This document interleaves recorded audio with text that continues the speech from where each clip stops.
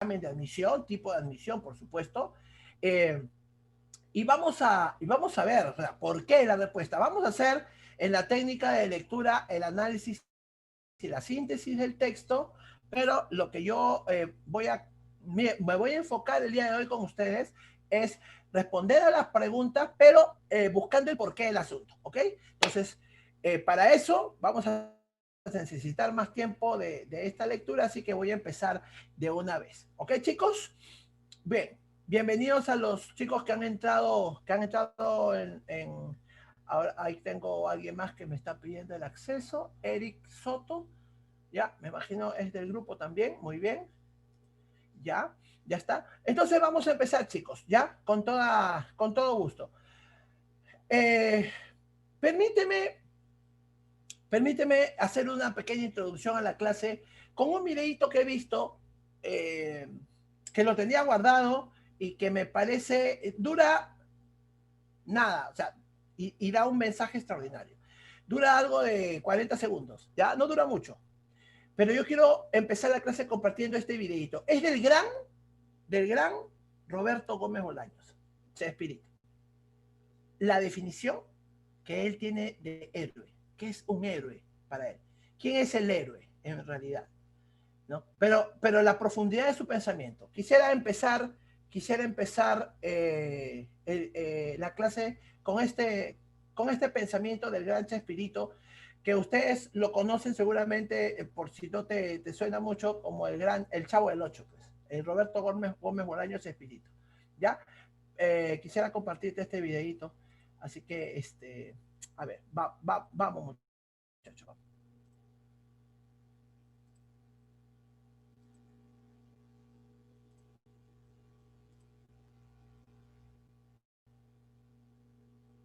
Quiero quiero que prestes atención porque ahorita voy a poner el play, ¿ya?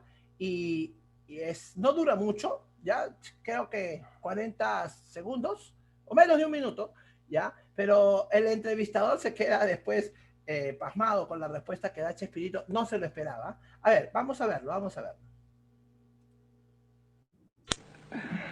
Pero nada más hasta ahí. ¿Qué piensa de los héroes como Superman, He-Man? No son héroes, no. Héroe el Chapulín Colorado. Y esto es serio. Sí, sí. El heroísmo no consiste en carecer de miedo, sino en superarlo. Aquellos no tienen miedo. Batman, Superman son todopoderosos, no pueden tener miedo. Claro. El Chapulín Colorado se muere de miedo, es torpe, débil, tonto, etc.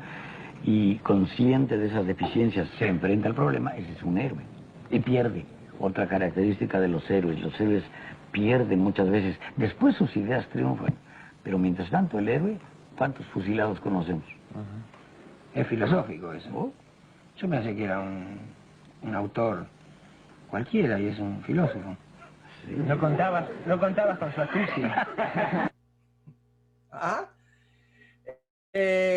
No contábamos con la astucia, ¿no? El entrevistador se quedó. ¿Qué es un héroe, no? ¿Héroe? No esperaba esa respuesta. Yo pensé que usted era un escritor de esos ahí nomás, ¿no? Y es un filósofo. La profundidad de la respuesta. Superman, Batman, eso no son héroes. Eso lo inventó ahí los cómics en Estados Unidos. El héroe es el que sabiendo sus limitaciones, como el Chapulín, sabiendo su miedo, sus limitaciones se enfrenta. Y ahora ustedes me dirán, profesor, ¿y qué tiene que ver con la clase, no? Porque yo respeto mucho a estudiantes, a personas como ustedes también, que luchan tras sus sueños, ¿no? Conversando con el profesor Pacheco, el, el, el, el tipo de estudiantes que tenemos aquí en este grupo, ¿no? Gente que no se ha rendido, ¿no? Gente que sigue sus sueños y quiere y se prepara porque quiere lograr sus objetivos. Y yo los aplaudo. Hay gente de repente que en estas situaciones de repente flaquea y retrocede, pero ustedes siguen adelante, está bien. Yo creo que el héroe es aquel que se enfrenta a las adversidades y que sabe que va a perder, pero se enfrenta, ¿no? Ese es el héroe. ¿Cuántos héroes tenemos anónimos? Ahora que el COVID está fuerte, ¿cuántos héroes tenemos anónimos que saben que se pueden enfermar y están ahí? ¿Mm? Esos son los verdaderos héroes, ¿no? No esos que tienen el poder, no tienen miedo. Además, otra cosita, el héroe pierde. Claro, el héroe pierde. Pero sus ideas triunfan. Qué bonito, ¿no? Claro. Así es. Vamos, muchachos, entonces, vamos. Vamos a motivarnos, entonces, ¿ya? Que nadie nos diga que no podemos hacer las cosas. ¿Ok? Muy bien. Listo. Vamos a empezar. Yo tengo acá preparado para ustedes un PPT para complementar el videíto que te mandé. Te lo voy a explicar rapidísimo, ¿ya? Bien conciso, y luego empezamos con la parte aplicativa. ¿Ok? ¿Alguien quisiera, de repente, tiene alguna pregunta, alguna inquietud? ¿O seguimos? ¿Todo bien? ¿Sí? Ya, listo. Empezamos entonces. Ya saben que me puedes responder, me puedes hablar por aquí por el chat o por el micro abierto con toda confianza. Bienvenida Evelyn, bienvenidos chicos que han entrado después. Listo, bienvenido Eric, bienvenido, bienvenida Lucero, ¿no? Bienvenidos chicos. A ver, empezamos. Te voy a compartir la pantalla. A ver, acá estamos. Muy bien. Acá estoy. Listo. Te lo explico rapidísimo, ¿sí? Si alguien tiene alguna pregunta, por favor, con el micro abierto o si no, a través del chat, ¿ya? A ver, chicos, esto es muy importante, te cuento. En un examen de admisión, a ver, San Marcos, por ejemplo, ¿no? San Marcos nos pone 15 preguntas. Ok, yo te pregunto, ¿sabes cuántas vienen por ideas particulares? ¿Alguien sabe? En un texto vienen 5 preguntas. ¿Alguien sabe cuántas preguntas vienen por ideas particulares? ¿Tienes la idea? Solamente en un texto de 5 preguntas.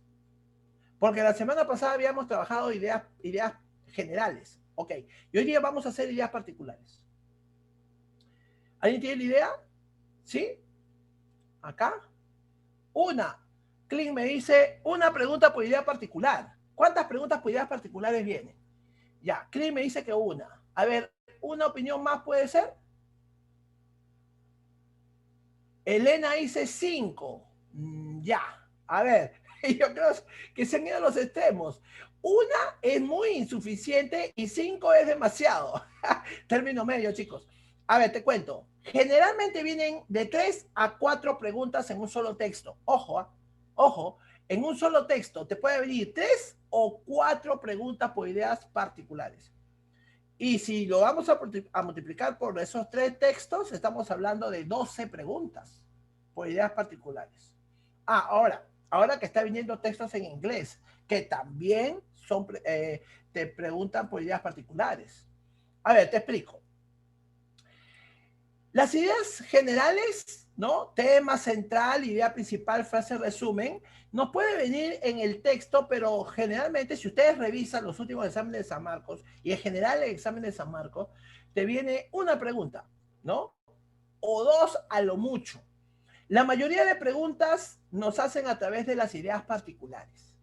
¿Cuáles son esas preguntas? Compatible, incompatible, sentido contextual, inferencia y extrapolación. Así que, ¿cuáles son las preguntas por ideas particulares? Las ideas particulares son las ideas secundarias, chicos. Las ideas secundarias sirven al autor para desarrollar de un modo más detallado todos los aspectos que él tenía en mente cuando escribió la idea principal. Es decir, las ideas secundarias cumplen un papel muy importante en la comprensión lectora. Muy importante.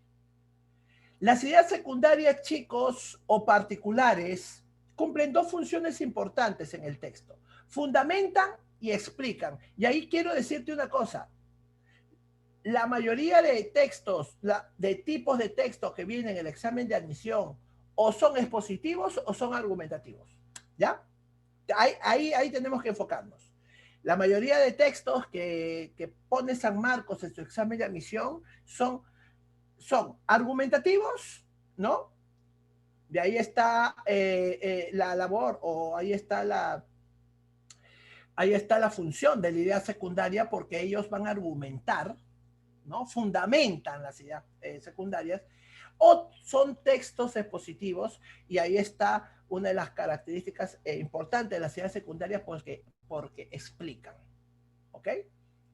Muy bien. Ahora vamos a mirar los tipos de preguntas por ideas particulares que vienen en el texto. Hablamos de las compatibles. ¿Cuándo son compatibles? A ver. Son compatibles, chicos, ¿no? Cuando señala una expresión que guarda afinidad con lo manifestado por el autor del texto. Eso es lo fundamental, ¿ya? Permíteme que ponga el puntero. A ver, te lo enseño por acá. Esto es lo importante. Cuando una pregunta, una pregunta nos interroga respecto a la idea compatible. Una idea compatible va a ser una expresión que guarda afinidad con lo manifestado por el autor del texto. Definitivamente. Tiene que guardar una afinidad. Ahora, ¿cuáles son los tipos de compatibilidad que tienes que tener en cuenta? A ver, vamos a ver. Usted tiene que tener en cuenta para desarrollar, vamos a coger aquí, en este caso el marcador, ¿ya? A ver, usted cuando se enfrenta a una idea compatible, ¿no? Por eso tienes que pensar, cuando te pidan es compatible según el texto, tú tienes que darte cuenta de qué tipo de compatibilidad se trata. Porque hay una compatibilidad textual. Quiere decir que es la misma idea del autor, lo mismo, la copia literal. Si el autor dice, el COVID-19 es un virus mortal, ya. Entonces, según el autor, es compatible, el COVID-19 es un virus mortal. Son las mismas palabras del autor. Eso es compatible. Es una compatible textual. Es una copia literal, que también puede venir. Ahora, si no es la misma palabra del autor, la misma idea del autor, con las mismas palabras me refiero, también está la compatible análoga o parafraseada. Estamos hablando de la idea compatible que parafrasea lo que dice el autor del texto. Es decir, es lo mismo con otras palabras. Acuérdate que la paráfrasis no puede decir cosas distintas al texto. Tiene que ser exactamente lo mismo. No puede quitarle algo al texto o adicionarle algo al texto o a las palabras del autor. Esa es la compatible análoga o parafraseada. ¿Ok? Ahora, también es una idea compatible aquella idea que se saca por inferencia. Es decir, el autor no lo está diciendo con las mismas palabras, tampoco lo parafrasea en ese momento, pero con la idea que nos está diciendo, ya podemos concluir qué es lo que el autor nos quiere decir. Eso es una inferencia, ¿no? La idea que el autor nos quiere decir implícitamente. ¿Ya? Cualquiera de estas tres opciones, muchachos, forman una idea compatible. Entonces, puede ser una copia literal de la idea, puede ser una idea con palabras equivalentes, o puede ser una idea que no está escrita en el texto, pero que se puede inferir. ¿Ya? Eso son las compatibles. ¿Cómo nos van a preguntar por la idea compatible? A ver, de diferentes maneras, ¿no? Es compatible, es coherente con el texto, es concordante, es una idea compatible o es una idea verdadera. ¿Estamos de acuerdo? Ok, chicos. Nos vamos a las incompatibles, entonces. Cuando una idea es incompatible, atentos, ¿ah? Este tipo de preguntas nos interroga al respecto de opciones que no guardan afinidad con lo manifestado por el autor del texto. Claro, es lo contrario a la idea anterior, ¿no? Si la idea compatible guarda afinidad, la idea incompatible no guarda afinidad con lo expresado por el autor del texto. ¿Ok? Perdón.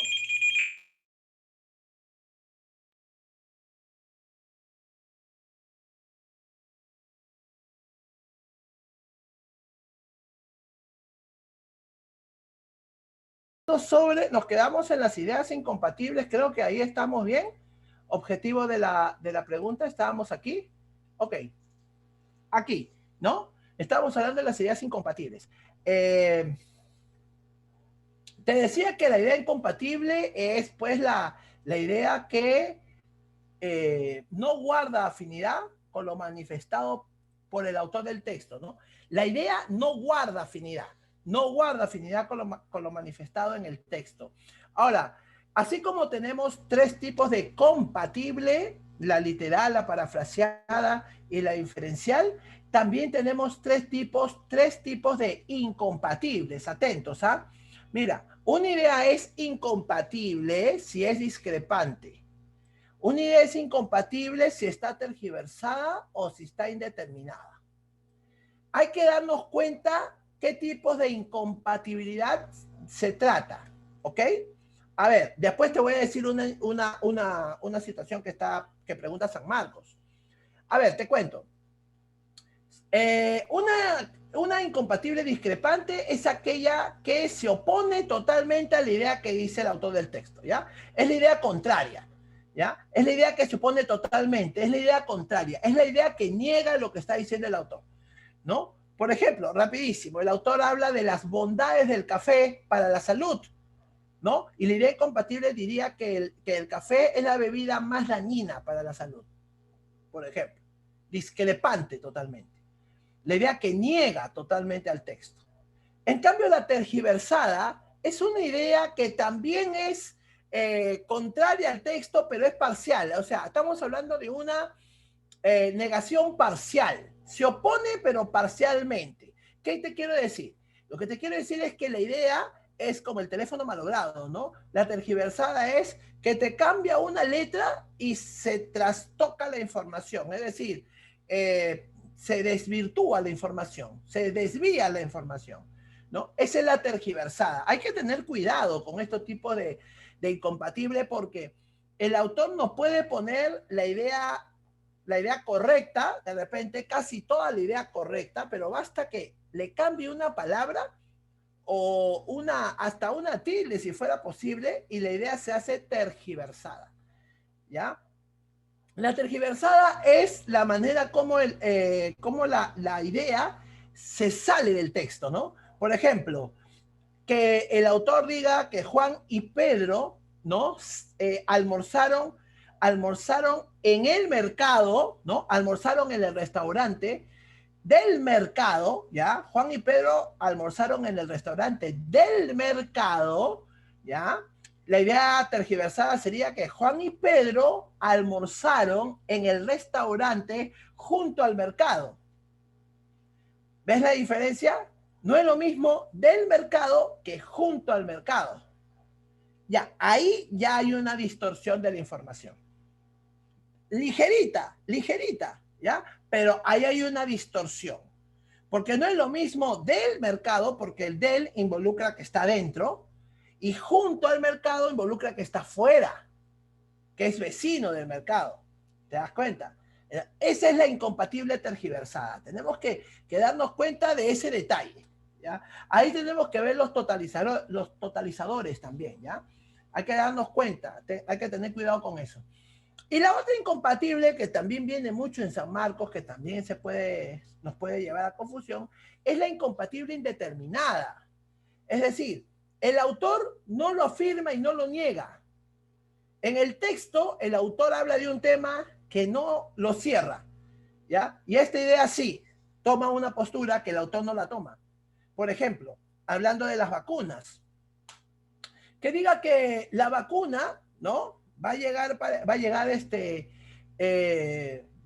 al Perú a finales de mes, dicen, ¿no? Dice que la vacuna, el primer lote de vacunas va a llegar al Perú para finales de enero, ¿no? Eso es lo que dicen, ¿no? No han dicho el día, han dicho para finales de enero. Imagínate que el texto está hablando de la vacuna que va a llegar al Perú para finales de enero. La idea incompatible indeterminada me diría que la vacuna llegará al Perú el 30 de enero del año 2021. Ya, eso es incompatible. Porque no es lo mismo decir finales de enero que el 30 de enero. Ahora tú me dirás, profesor, pero el 30 de enero es finales de enero, se puede inferir un ratito. Pero 31 de enero también es finales de enero. 29 también es finales de enero. 28 también es finales de enero, ¿no? Entonces, el autor lo deja en general. No puedo establecer una determinación. Yo no puedo determinar algo que el autor no lo determina. Por eso que se llama indeterminada. ¿Ves? Entonces, ese también tenemos que tener en cuenta, ¿no? Tener en cuenta, o sea, tengo que fijarme qué es lo que hace el autor del texto. Finalmente te quiero decir una cosita. San Marcos ya ha pasado, ¿ah? Que ha puesto en una pregunta de incompatible hasta dos incompatibles, porque puede haber hasta dos respuestas. Obvio, la respuesta es una sola. ¿Qué pasa si yo encuentro dos ideas incompatibles en el texto? Perdón, no en el texto, sino en las alternativas. Tengo dos. ¿A quién considero como respuesta? Si tengo dos ideas incompatibles, porque ya ha venido en el examen de admisión, ya ha venido. Si tengo dos ideas incompatibles, ¿a cuál considero como respuesta? ¿Alguien la tiene? ¿Sí? Si me lo dices por el chat, por el micro abierto, ¿la tienes? ¿A la una? ¿A la dos? ¿Sí? ¿La tienes? Si tengo dos ideas incompatibles, las dos son incompatibles, una sola debe ser la respuesta. ¿Cuál tengo que marcar como respuesta? ¿La tienes?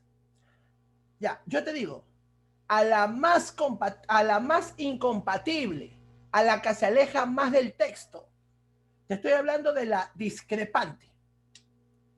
Esa, te voy a decir, esa sería la respuesta. Aquella que sea más opuesta a la idea principal. Esa sería la respuesta. ¿Ok? Primero, cuando tú veas esta situación, tú tienes que apuntar a la idea principal. ¿Dónde está la idea principal? Ya. ¿Cuál de las dos incompatibles es más alejada de la idea principal del texto? Ya. Ahí te vas a dar cuenta cuál es la más incompatible. Y esa es la que marcas. ¿Ya? Porque ya ha venido antes. Por eso te lo digo. Ya ha venido antes. Ahora, los tipos de preguntas que nos van a hacer por ideas incompatibles son así, ¿no? Es incompatible, es contrario, es una idea que refuta, que contraviene, que objeta, que niega, que discrepa, ¿no? Esos son tipos de preguntas por ideas incompatibles, ¿ya, chicos? Idea que no se condice o la idea que se desdice, ¿ya? Esas son preguntas por ideas incompatibles. Ahora vamos al sentido contextual, rapidito. ¿El sentido contextual qué es? Es, a ver, el significado que cobra la palabra o la frase dentro del texto. Eso es. El significado que cobra la palabra o la frase dentro del texto. Vamos. Cuando me dicen el término contextual, es la palabra. Cuando me hablan de la locución contextual, es la frase. Ahora, hay dos tipos de significados, chicos. El significado denotativo y el significado connotativo. El significado denotativo es el significado del diccionario, que puede coincidir con el significado de la palabra que el autor me propone, denotativo. O el significado connotativo, es decir, el significado que el autor le pone a la palabra según el contexto que desarrolla, que no es el significado del diccionario. Por ejemplo, la palabra loco es demente, desquiciado, pero el autor le puede poner al loco otro significado según el contexto que desarrolla. Ya, eso es lo que tenemos que hacer. Y leer e inferir, ¿no?, el significado de la palabra, pero según el contexto que desarrolla el autor. ¿Qué es el contexto, chicos? El contexto viene a ser el marco oracional en el cual está metida la palabra. O sea, profe, hábleme claro. Ya, el contexto es la idea que el autor está explicando y que esa palabra está dentro de ese contexto. Está enmarcado dentro de ese marco oracional. ¿Correcto? Entonces, la palabra puede tener el significado, pero ojo, el significado tiene que estar según en lo que le da el autor en lo que está explicando. Tanto la palabra como la frase. ¿Correcto? Hay que estar en cuidado con... Otra cosa que quiero decirles en este tipo de preguntas es que no necesariamente la misma categoría gramatical de la palabra en pregunta tiene que estar en el texto. Porque puede ser que me pregunten por crisis Y en el texto, a ver, no, o profilaxis mejor, ¿ya? Ahí está. Me pueden preguntar por profilaxis. Según el autor, profilaxis equivale a. Pero en el texto no está la palabra profilaxis. No vas a pensar que tiene que estar exactamente la misma palabra. Profe, y si no está la palabra profilaxis, entonces, ¿cómo voy a sacar el significado de la palabra? Por la categoría gramatical con que se presente. De repente el autor no pone profilaxis, pero sí está la palabra profiláctico.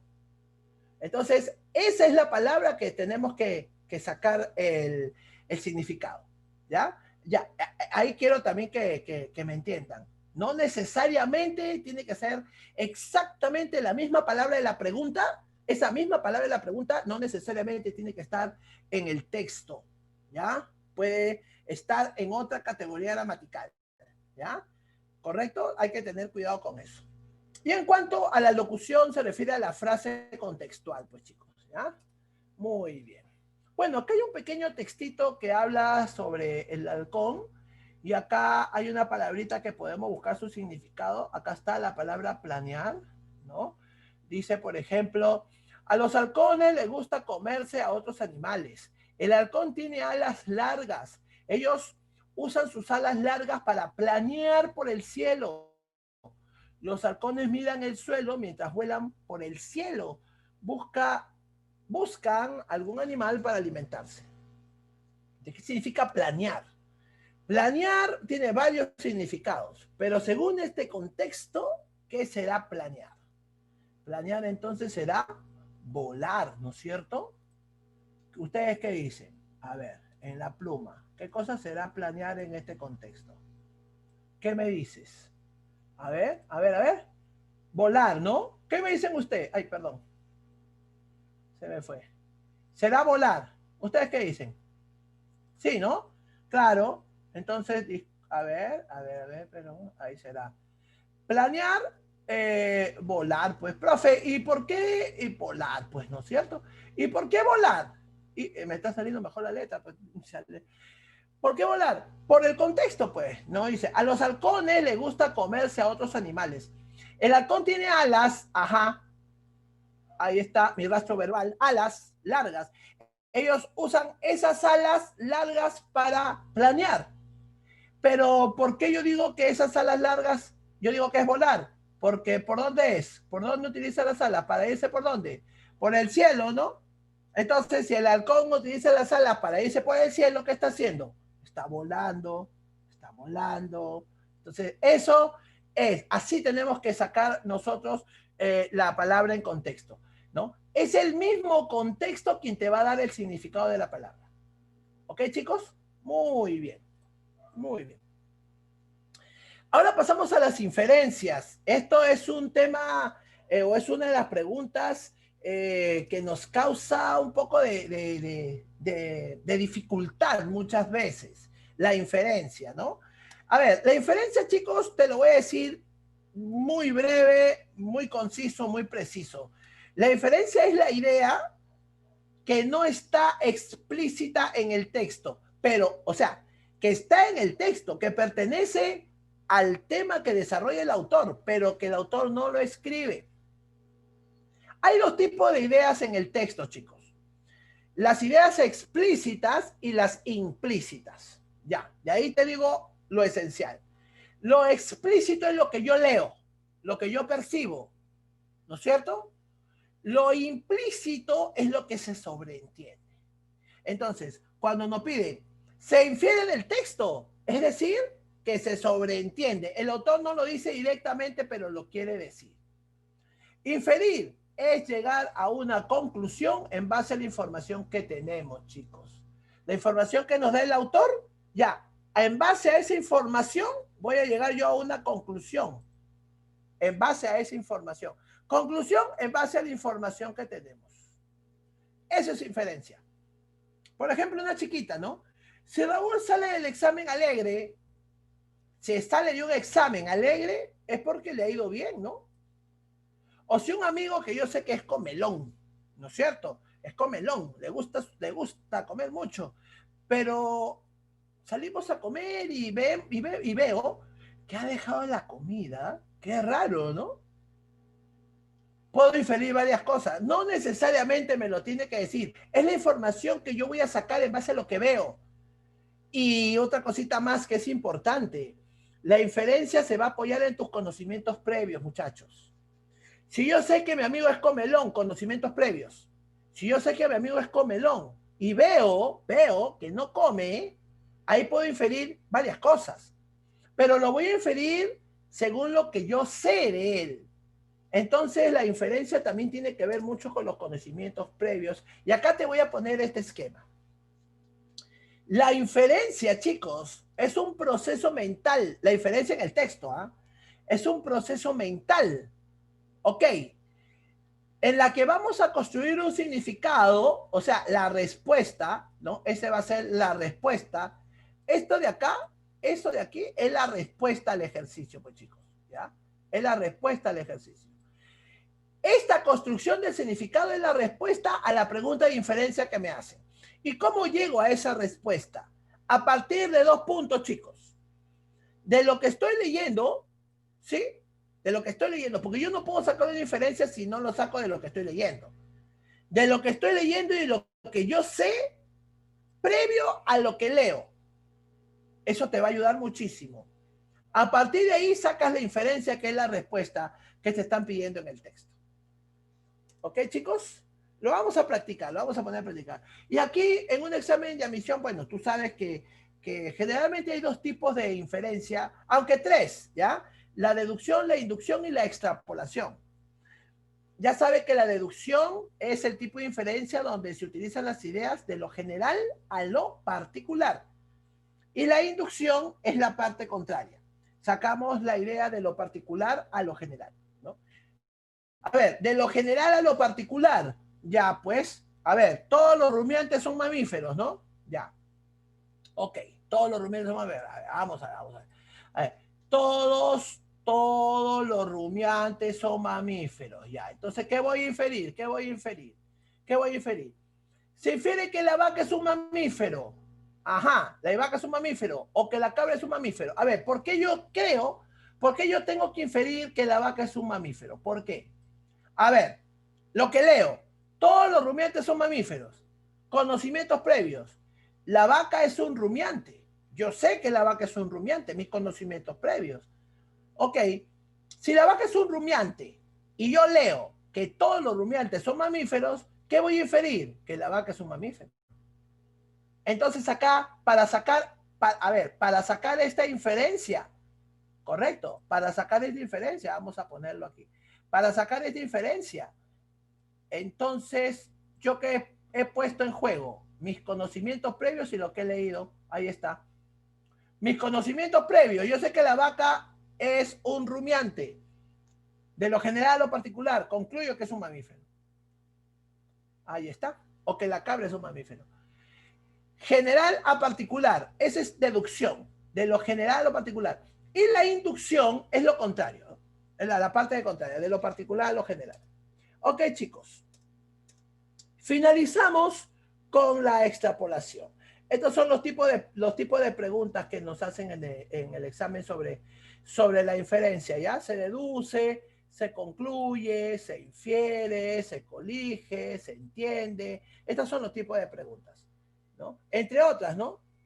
Muy bien, básicamente eso. Y finalmente, chicos, la extrapolación, que es otro tipo de pregunta por inferencia. Aquí de lo que se trata, básicamente te cuento, y con esto terminamos, chicos. De lo que se trata es básicamente, es sacar una idea, ¿no es cierto? Que el autor me saca de la realidad textual, ¿ya? A ver, por ejemplo, mira el ejemplo de este niño, ¿no? Está leyendo y las ideas como que se salen del texto, ¿no?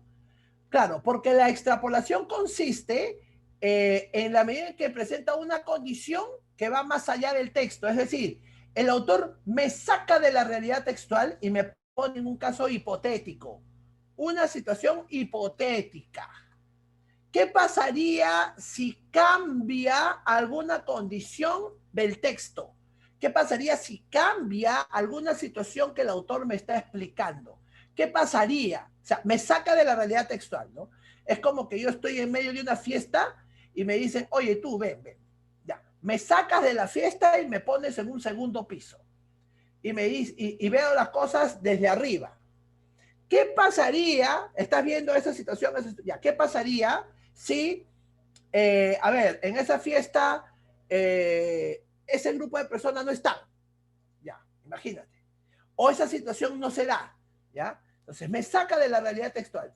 ¿Qué cambios operaría en la mente del autor si es que le cambiamos las condiciones de su explicación? Ya, chicos, eso es extrapolación. Y hay dos formas.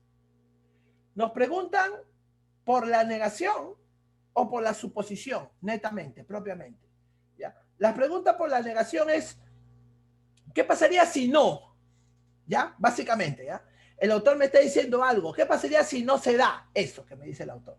¿Ya? Esa es una pregunta de extrapolación por condición negada. ¿Ya? Si se negara, si se invirtiera, si tomáramos como punto de partida la idea contraria, ¿no? ¿Qué pasaría si negamos esa situación? El autor, por ejemplo, es 100%, 100% empírico. Empírico. Él dice que los conocimientos que él tiene se basa en la experiencia. Es empírico.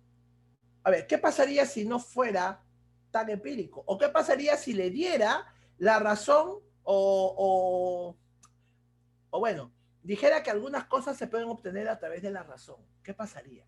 ¿No es cierto?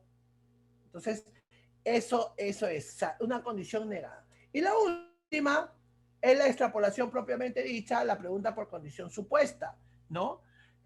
Ahí, ¿qué pasaría si el autor asumiera, ¿no? ¿O qué pasaría si entonces, ¿no?, se cambia la situación? La condición normal de un texto. Ok, muchachos. Muy bien. Listo. Vamos a mantener esto de aquí. Bueno, está muy bien. A ver, chicos, muy bien. Este PPT lo voy a compartir con el profesor Denis. Ya, la semana pasada creo que no le compartí el material. Lo voy a compartir con el profesor Denis, este PPT que he preparado, para que se lo compartan ustedes y lo puedan repasar nuevamente. Ya está bastante condensado, bien nutrido. Es un material muy, muy interesante como para repasarlo nuevamente. ¿Ok, chicos? Listo, muy bien. Entonces, vamos a la parte práctica. No sé si tienen alguna pregunta, algo puntual, y nos vamos a la parte práctica entonces. Chicos.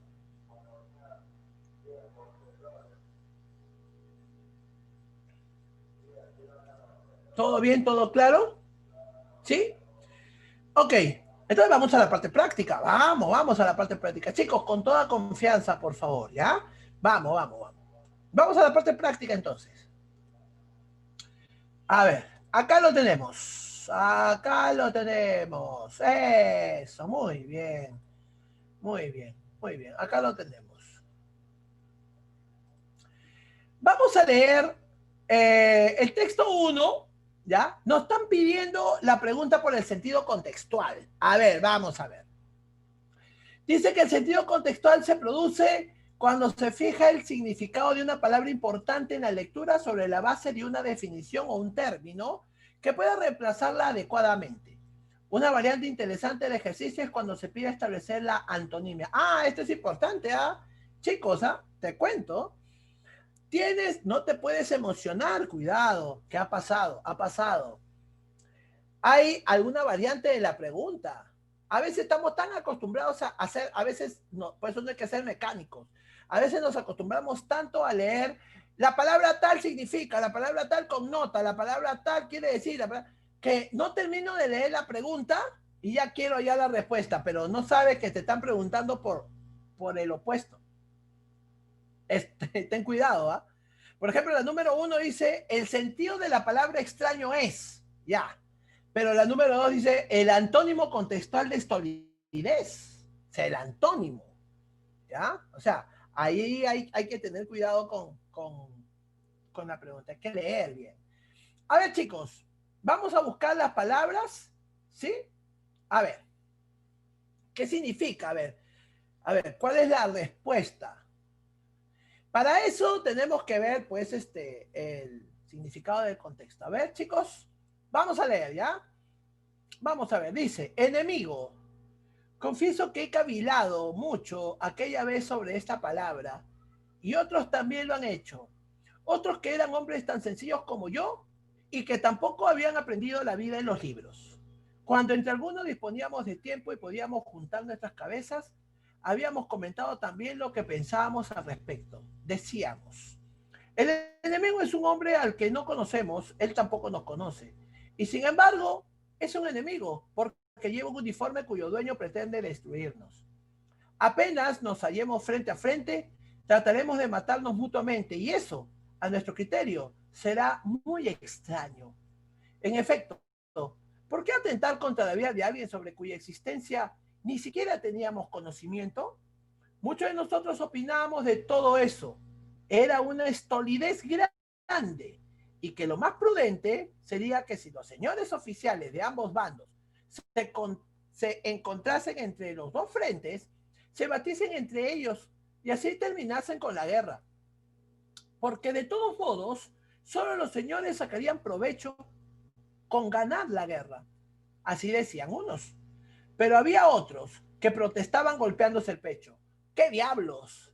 Ya le enseñaremos a ese enemigo malvado que no le permitiremos ofender impunemente a nuestras mujeres, niños y ancianos.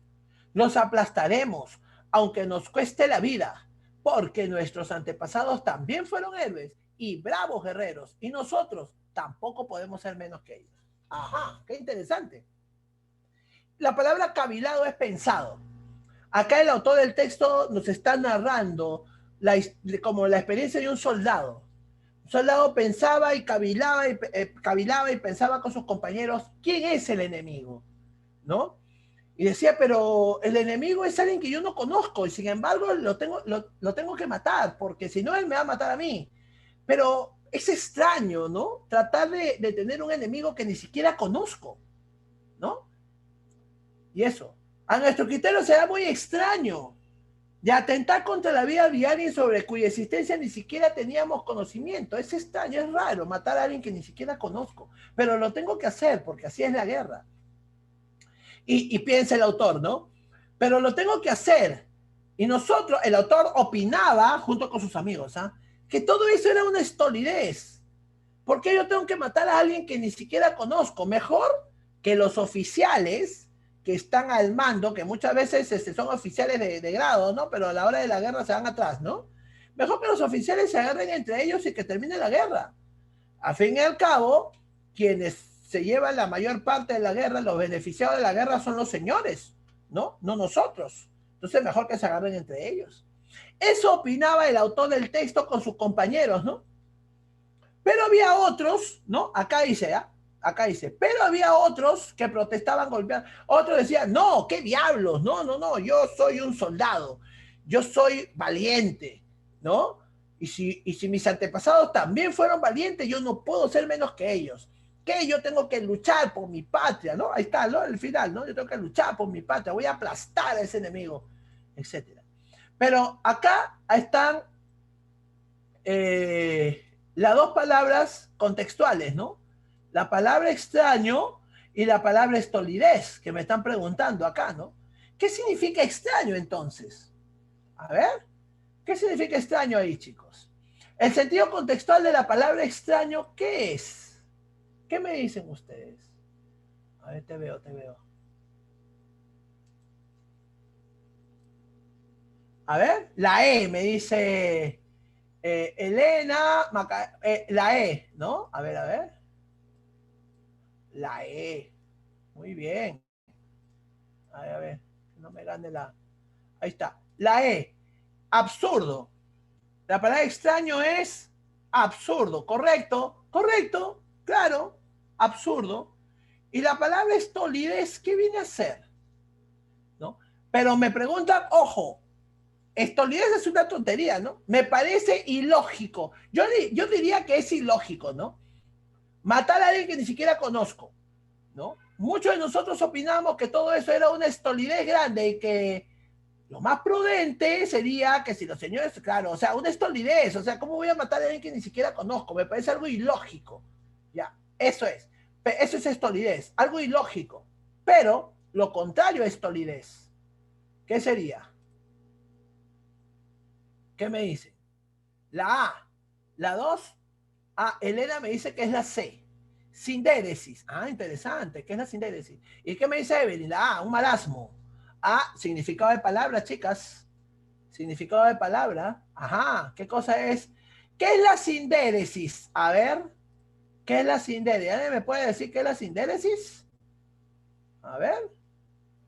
Sería la capacidad de juzgar rectamente. La capacidad de juzgar rectamente. Muy bien. A ver, espérame un ratito que me fui. La capacidad. Entonces, la sindéresis tiene que ver a ver, con la prudencia, ¿no? Con la prudencia, con la lógica. Y sería el antónimo correcto, correcto. El antónimo de la estolidez. Porque en este contexto, la estolidez es lo absurdo. A ver, no lo absurdo, sino lo ilógico, ¿no? Claro, o sea, ¿cómo voy a matar a alguien que no conozco? O sea, ¿cómo voy a juzgar a alguien rectamente si no sé quién es o qué hace, qué ha hecho? Sería una estolidez. Lo contrario sería la sindéresis, correcto. Esa capacidad para juzgar a alguien rectamente. Muy bien. Conocimiento de palabras también es, chicos, importante. Yo la próxima semana, chicos, a propósito de conocimiento de palabras, yo te voy a traer, te voy a compartir para la próxima semana, le voy a decir a Denis que me va a acordar, un vocabulario que yo he trabajado ya en otros grupos académicos, que es propio de San Marcos, ¿ya? Te lo voy a compartir para que ustedes lo tengan también, ¿ya? Y lo puedan repasar, ¿ya? Es un vocabulario, el vocabulario nunca está de más estudiarlo, ¿no? Obviamente. El sinónimo sería la B, de estolidez. Sí, un sinónimo relativo sería relativo, ¿no? Claro, claro, así es. Ok, chicos, entonces yo les voy a pasar un vocabulario, repito, de San Marcos. Claro, en San Marcos no viene series verbales, ¿ah? Antes venía, hasta el 2016, venía series verbales. Ya, yo le cuento que he trabajado hace varios años atrás, cuando San Marcos venía lo que era series verbales, y antes, mucho antes también, y ejercicios de vocabulario, ¿ya? Palabras tipo San Marcos. Ya, yo tengo ahí en mi backup, tengo un vocabulario. Se lo voy a compartir para la próxima semana con el material de clase, para que ustedes lo tengan y lo lean, ¿ya? Un vocabulario desarrollado. Muy bien, chicos, ahora nos vamos a la pregunta por la incompatibilidad. ¿Estamos de acuerdo entonces cómo hemos resuelto acá? ¿No? O sea, el significado de la palabra extraño, pero dentro del contexto, ¿no es cierto? La palabra del significado de estolidez dentro del contexto, pero acá me estaban diciendo el antónimo. Entonces, muy bien, ahora vamos acá. Pregunta por la incompatibilidad. Ya lo sabemos. ¿De qué se trata? ¿No? No guarda consistencia con lo que dice el autor del texto, ¿no? A ver, vamos con la número 2. A ver, chicos. Vamos a leerlo. ¿Alguien quisiera leer el texto 2 por si acaso? De repente, ¿alguien dijo yo? ¿Texto 2? Yo. A ver, ¿quién me dijo que no saqué? Yo. ¿Quién me dijo? Elena. A ver, Elena, gracias. A ver, el texto 2, por favor. Ya, profe. Texto 2. Sus costumbres eran una mezcla de virtudes y defectos. Generosos, valientes, caballerescos, protectores del débil, esclavos de la palabra dada, a la par, pendencieros, vengativos y orgullosos. Respetuosos con la mujer, tuvieron por el amor un entusiasmo platónico, a cuya sombra surgieron las primeras cortes de amor, muchos siglos antes que en Provenza. Pero, a la vuelta del tapiz, eran sensuales y polígamos, tahúres en el juego y amigos de embriagarse con el espeso vino que buscaban en los monasterios cristianos. De todos los rasgos atribuidos a los árabes, solo uno es falso, la fantasía, que solo muy tardíamente tomaron de los persas. La poesía árabe, por ejemplo, está recargada de artificio metafórico, pero desconoce el creacionismo poético. Se trata solamente de una aguda observación sensual de la naturaleza, transformada a fuerza de repetir los clichés en pura álgebra poética. Sus metáforas siguen siempre una gradación descendente. Lo vivo se hace inerte, el gracejo de unos lunares sobre el rostro de la mujer se resuelve en gotas de tinta de un malhumorado escribano, y todos los cálidos matices del cuerpo femenino vienen a reducirse a la esbelta línea de la palmera, el talle, que se mece sobre la ampulosa duna del desierto, las caderas. Eso, muy bien. Gracias, Elena, Elenita. Muchas gracias, hijita. Buena lectura, buen timbre. Muy bien. A ver, para ir resumiendo un poquito, este texto, ¿dónde está la idea principal? ¿De quién me están hablando? A ver, cuando me dicen, sus costumbres, ¿de quiénes? Pero ya lo leímos una vez, ¿recuerdas? Ah, ya sé quién, ya, ¿de quiénes? ¿De quiénes me están hablando? Me están hablando de estos, me están hablando de estos, me están hablando de ellos. Dice, sus costumbres eran una mezcla de virtudes y defectos. ¿De quiénes? De los árabes, puedo inferir, ¿ok? Generosos, valientes, caballerescos, protectores del débil, esclavos de la palabra dada. O sea, cuando ellos te dan una palabra, o sea, te la cumplen, ¿ya? A la par, esas son cosas positivas. Mira, generosos, valientes, caballeros, protectores del débil. Ah, mira, esclavos de la palabra dada. O sea, si ellos te prometen algo, te lo cumplen. A la par de esas cosas positivas, pendencieros, vengativos y orgullosos. Ajá. O sea, tienen aspectos positivos y tienen aspectos negativos de su vida. Ok. Respetuosos con la mujer. Tuvieron por el amor un entusiasmo platónico a cuya sombra surgieron las primeras cortes de amor, muchos siglos antes que en Provenza. Esa es una frase, una forma de decir. Pero a la vuelta del tapiz, o sea, pero en el otro lado del cariz del árabe, a la vuelta del tapiz significa, pero la otra cara del árabe, ¿ya? Eran generosos, eran caballeros, eran valientes, eran protectores de la mujer, ya. Todo eso está bien, pero la otra cara del árabe es que eran sensuales y polígamos. Mira lo que eran los árabes. Sensuales, polígamos, taúres significa jugadores, ¿no? Que son muy empedernidos en el juego. Y amigos de embriagarse con el espeso vino que buscaban de los monasterios cristianos. ¿Quiénes? Los árabes. De todo, ahora usted me dirá, profesor, ¿y cómo se da cuenta que son los árabes? Porque acá lo dice, de todos los rasgos a los árabes. ¿De quién me están hablando en este texto? De los árabes. De todos esos rasgos que se le ha hablado de los árabes, positivos y negativos, solo uno es falso, la fantasía. Ese rasgo no es de los árabes. Ese rasgo no es de los árabes. Los árabes no tuvieron fantasía, que solo muy tardíamente tomaron de los persas. La poesía árabe, por ejemplo, está recargada de artificio metafórico, pero desconoce creacionismo. O sea, no tienen fantasía, no son fantasiosos. La poesía árabe. Se trata solamente de una aguda observación sensual de la naturaleza transformada a fuerza de repetir los clichés. O sea, repiten lo que ya dijeron otros. O sea, no son muy creativos los árabes en su poesía, ¿no? En sus creaciones. ¿Por qué? Porque no tienen la fantasía. Lo vivo se hace inerte, el gracejo de unos lunares sobre el rostro de la mujer se resuelve en gotitas de tinta. O sea, si ellos quieren interpretar algo, no tienen mucha fantasía. El gracejo de unos lunares sobre el rostro de la mujer lo van a resolver con unas gotitas de tinta. ¿Ok? Los cálidos matices del cuerpo femenino vienen a reducirse en la esbelta línea de la palmera, ¿no? O sea, el talle de la mujer, como si fuera una palmera. Que se mece sobre la ampulosa duna, como las dunas, ¿no? Eso se refiere a las caderas de la mujer, ¿no? Las dunas. ¿Correcto? Pero no son muy fantasiosos. En general, ¿de quién me están hablando? Me están hablando de los árabes, de las características del árabe. La pregunta, ¿es incompatible con el texto? ¿Cuál será? Acuérdate que hay tres tipos de incompatibilidad. La idea que niegue totalmente lo que dice el autor. La otra idea que se desvíe ¿no? No, o sea que la tergiversada, basta que una palabra esté mal puesta, se desvía, y la otra es la indeterminada, ¿no? El autor no lo termina de cerrar, de decir, y la pregunta así.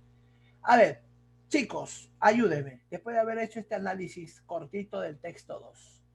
¿Cuál de estas opciones es incompatible con los árabes? A ver, ¿qué me dices? A ver, la C me dice Clean, Elena, Marcela, me dice la C. A ver, los árabes se caracterizaban por la sobriedad en la bebida. ¡Ajá! Correcto. Porque la palabra sobriedad es moderación. ¿Y qué dice aquí? ¿Qué dice? Que eran tabúes en el juego y amigos de embriagarse con el espeso vino que... Ah, amigos de embriagarse. O sea, no eran muy moderados, ¿no? O sea, ¿se caracterizaban por la sobriedad? No, no eran sobrios.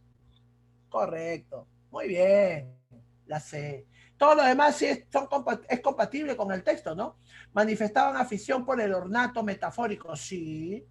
Observaban con sensualidad la naturaleza, también. Por eso que la última parte del texto compara el cuerpo de una mujer con la naturaleza. Se caracterizaban por ser leales a sus juramentos, claro. Eran protectores, respetuosos de la palabra dada, ¿no? Acá, ¿no? Esclavos de la palabra dada, ¿no? O sea, lo que te decían te lo cumplían, claro. Y mostraban afición por las peleas y la venganza. Sí, pendenciero. La palabra pendenciero significa peleadora. Viene de pendencia. Pendencia es sinónimo de pelea, pelea, riña. ¿Ok? Eso es pendenciero. Muy bien. Muy bien, chicos. La C, correcto. Muy bien, muy bien. Ahora, vamos por pregunta por inferencia. Como yo les había dicho, y la extrapolación. Bueno, chicos, la inferencia propiamente dicha y la extrapolación son dos tipos de inferencia. La extrapolación es un tipo de inferencia, te cuento. Así que, ¿en qué consiste la inferencia? Ahí dice, en hacer explícito lo implícito, mediante un razonamiento que va de premisas a una sólida conclusión. La inferencia es un proceso clave en la lectura, pero debe atenerse al texto. Eso es importante, chicos. La inferencia que saquemos tiene que estar de acuerdo con lo que dice el autor del texto. Por eso yo le digo, chicos, lo que está explícito y mis conocimientos previos te van a llevar a hacer una correcta inferencia. Se formula de muchas maneras, o sea, los tipos de preguntas, ¿no? Se infiere, se deduce, se desprende, se colige. Y la extrapolación, esto sí ya lo habíamos leído porque esto lo he copiado y lo he puesto ahí en las diapositivas, consiste en una lectura metatextual, o sea, que va más allá del texto, ¿ok?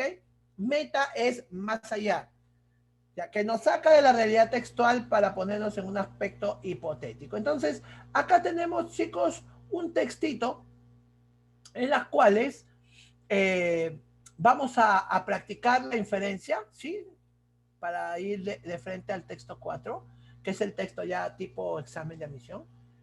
Entonces, si alguien me ayuda con el primer y segundo párrafo, pues es un párrafo un poquito largo, alguien que me ayude con el primer y segundo párrafo y el tercer párrafo lo leo yo. A ver, para responder la 4 y la 5. ¿Ya? A ver, ¿quién me ayuda? ¿Alguien dijo yo? ¿Ninguno? ¿No se animan? Ya. No se animan.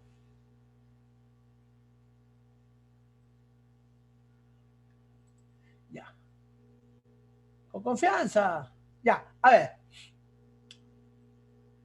Pero sí me están escuchando, ¿no? Sí, sí, todo bien, ¿ok? Ya. Ya, a ver.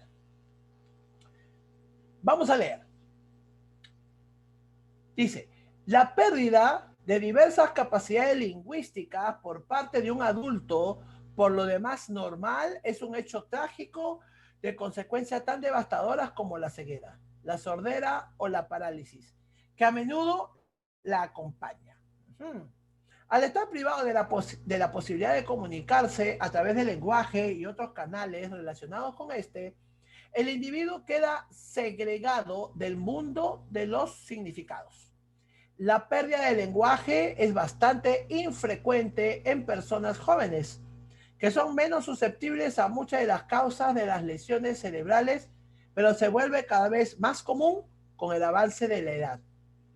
Alrededor de 250 000 de individuos sufren deterioros lingüísticos cada año.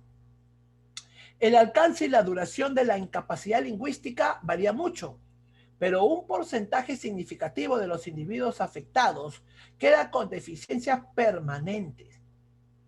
Los que sufren la pérdida del lenguaje como resultado de un daño cerebral son víctimas de una extraña afección llamada afasia.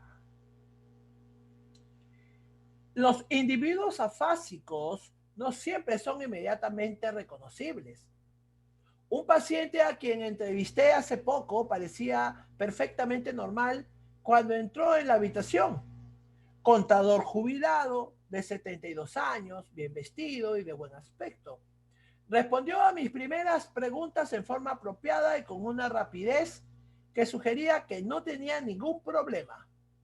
Solo cuando le di la oportunidad de hablar un poco más, se pusieron en evidencia la intensidad y la índole de su afasia. Se llamaba Tomás Gómez y padecía un trastorno del lenguaje relativamente común denominado afasia de Wernicke.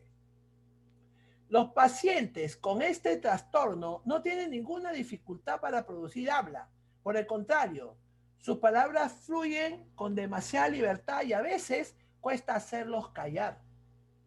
Tampoco tienen problemas para producir las palabras que estructuran y modulan el lenguaje. Sí, y, de, etc. Pero cuando tratan de emplear determinadas palabras que se refieren a personas, objetos, hechos, propiedades, esto es, sustantivos, verbos, adjetivos, estos pacientes manifiestan una gran dificultad. Como observé varias veces en el caso del señor Gómez, estos afásicos suelen ser incapaces de emitir las palabras exactas que quieren decir y emiten enunciados incoherentes, casi carentes de sentido. Ajá, interesante, interesante el texto, ¿eh? Muy bien, chicos. A ver, para ir resumiendo la situación, ¿ya? A ver si lo viste, ¿ah? La pregunta 4 me dice, ¿se infiere del texto que la afasia de Wernicke es un trastorno de qué tipo, de qué índole? A ver, ¿dónde me habla de la afasia de Wernicke? Acá, ¿no? De la que tiene el señor Tomás Gómez. Pero si analizamos el texto, ¿no? Vamos a verlo por parte. El texto en un primer y segundo párrafo me está hablando en un sentido, digamos, una introducción a lo que es un problema en cuanto al lenguaje, ¿no? Porque dice, la pérdida de diversas capacidades lingüísticas por parte de un adulto, por lo demás normal, es un hecho trágico, de consecuencias devastadoras, como si fuera la ceguera, la sordera. O sea, una persona adulta que pierde la posibilidad de hablar es devastador, dice el texto, ¿no? Como si se hubiese quedado ciego o sordo, ¿no? O paralizado. Al estar privado de la posibilidad de comunicarse a través del lenguaje y otros canales relacionados con este, el individuo queda segregado del mundo de los significados. Están hablando de esta situación de la afasia. La pérdida del lenguaje es bastante infrecuente en personas jóvenes, ¿no? O sea, ¿quiénes son los que pierden esta capacidad de lenguaje? Básicamente las personas que ya tienen una avanzada edad, porque son más frecuentes en ellos, ¿no? Acá el texto dice que son infrecuentes en personas jóvenes que son menos susceptibles a muchas de las causas de las lesiones cerebrales, ¿no? Pero se vuelve cada vez más común cuando avanza la edad.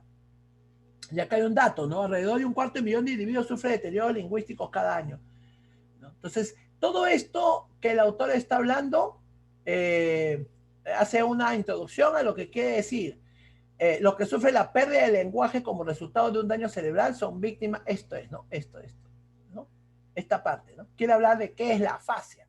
Y a partir del último párrafo, o de los dos últimos párrafos, el autor se centra en un tipo de afasia, ¿no? O sea, acá me está hablando en sentido general de lo que produce la pérdida, lo que puede producir la pérdida de lenguaje, define qué es la afasia, pero en los dos últimos se centra en un tipo de afasia, la afasia de Wernicke. Esa afasia que lo tiene el señor Tomás Gutiérrez, ¿no? Que dice afasia de Wernicke, esta, ¿no? Dice, los pacientes con este trastorno no tienen ninguna dificultad para producir el habla.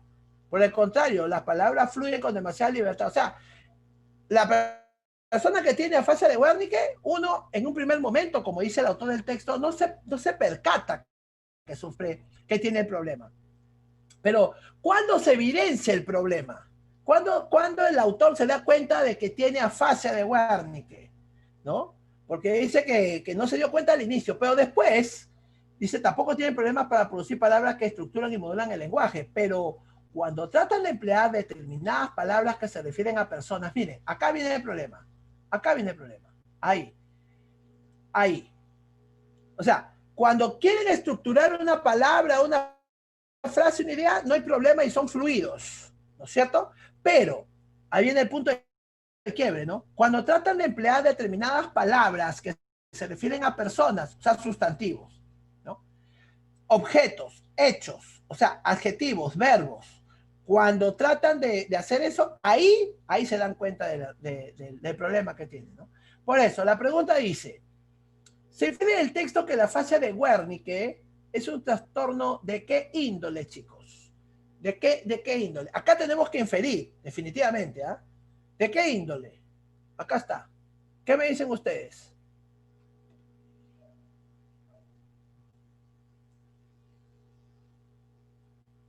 Ajá, ¿no?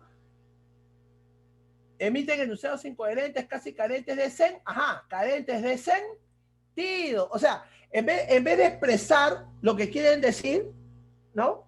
Lo dicen, pero no le dan el verdadero qué a esas palabras. ¿Qué me dicen ustedes? ¿Qué me dicen? ¿Cuál será? ¿Lo tienen? ¿Lo ven? ¿Lo ven? ¿Lo ven? ¿Lo ven? ¿Lo vieron? ¿Qué se infiere la fase de Wernicke? ¿Qué trastorno de índole será? Yo le digo, ¿lo tienen o todavía? ¿Nada? Ya, acá está, chicos, la respuesta. De índole semántico. ¿Por qué? Porque estas personas no pueden darle el significado de las palabras. O sea, cuando tratan de explicar algo que tiene que ver con las personas, cuando tratan de explicar algo que tiene que ver con un objeto, con un hecho, o sea, que tiene que darle un significado, ahí utilizan otras palabras y le dan vuelta al asunto y dicen cosas que no tienen sentido con lo que realmente quieren decir. ¿Por qué? Porque tienen dificultad para reconocer el significado de esas palabras y no lo pueden expresar de una manera coherente. Por eso que la última parte del texto dice, ¿no? Como observé varias veces en el caso del señor Gómez, estos afásicos suelen ser incapaces de emitir palabras exactas, ¿ves? Las palabras exactas de la... A ver, ¿qué es lo que quieres decirme exactamente? Y le dan vuelta al asunto, y se van por otros lugares, ¿no? Y no pueden decir cosas exactas. Y lo que dicen están carentes de sentido, carentes de significado. Entonces, es un trastorno de índole semántico. Auditivo no, porque ellos escuchan. Emocional tampoco, ¿no? Podrías confundirte de repente con fonético, ¿no? Pero ellos pueden hablar muy bien. El problema es el problema no es de articulación tampoco, porque ahí dice que el señor Gómez habla muy bien, que no hay problema. Es más, él lo vio como un tipo normal. Pero cuando comenzó a emitir palabras que se tiene que referir a personas, ahí se dio cuenta que ahí había un problema, ¿no? Por eso que el índole es semántico. Y la 5. Si el pensamiento dependiera esencialmente del lenguaje. A ver, chicos, extrapolación. Si el pensamiento dependiera esencialmente del lenguaje. A ver, ¿qué me dices? El pensamiento dependiera esencialmente del lenguaje. ¿Qué pasaría? ¿Qué pasaría con este tipo de afasia? Si dependiera del pensamiento, esencialmente del lenguaje. Entonces, ¿qué? ¿Qué me dices tú? ¿Lo vieron, muchachos? ¿Sí? No, no te escucho. A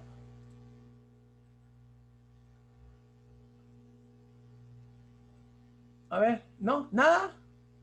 Estamos en las 5, en las 5, en las 5, en las 5. ¿Sí? A ver, chicos, vamos, vamos, vamos, para que no nos gane el tiempo, ¿ya? No nos gane el tiempo. La D me dicen, creo, la D, Evelyn, ahí está, ¿no? La D, dedo, la comprensión musical sería imposible en los afásicos. Si el pensamiento dependiera esencialmente del lenguaje, entonces yo te digo la respuesta, chicos. La respuesta sería la E.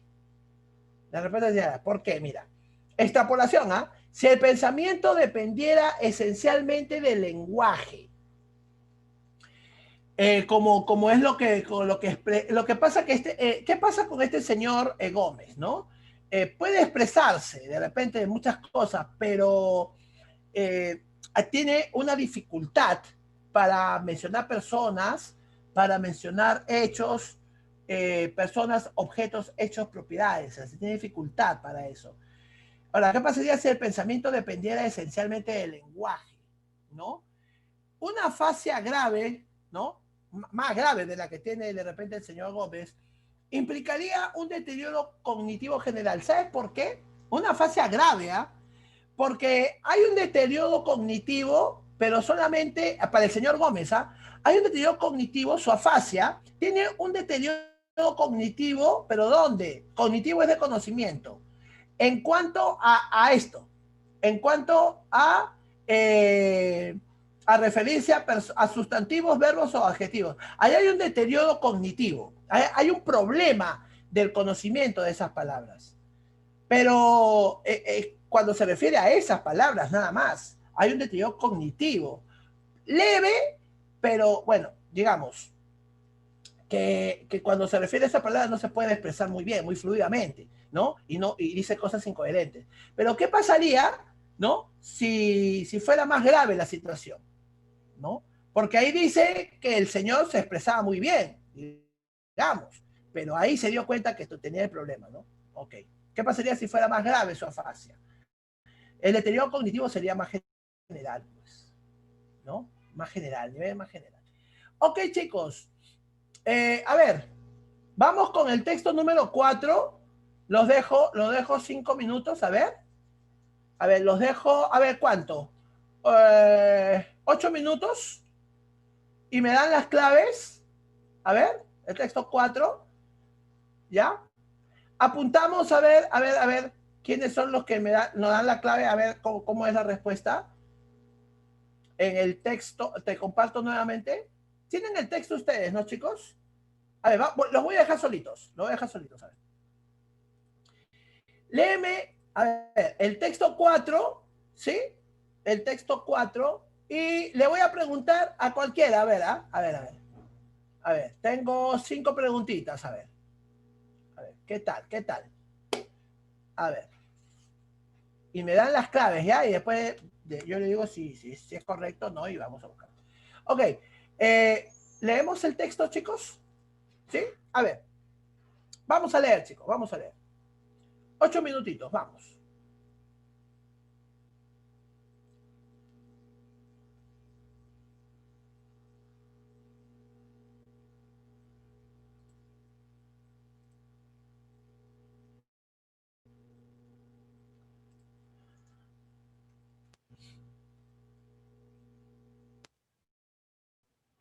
El texto 4.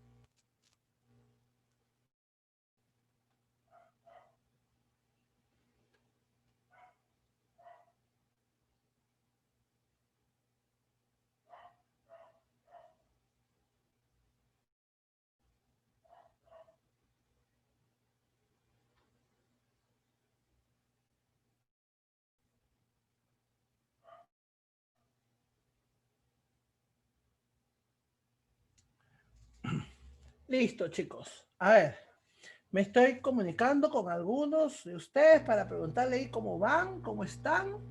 Ya, poco a poco, yo siempre me voy a ir comunicando y respondiendo a sus preguntas también. Vamos a hacer una cosa. Para darle tiempo, ok, muy bien. Allá me respondió Elena. Ok, vamos a hacer una cosa.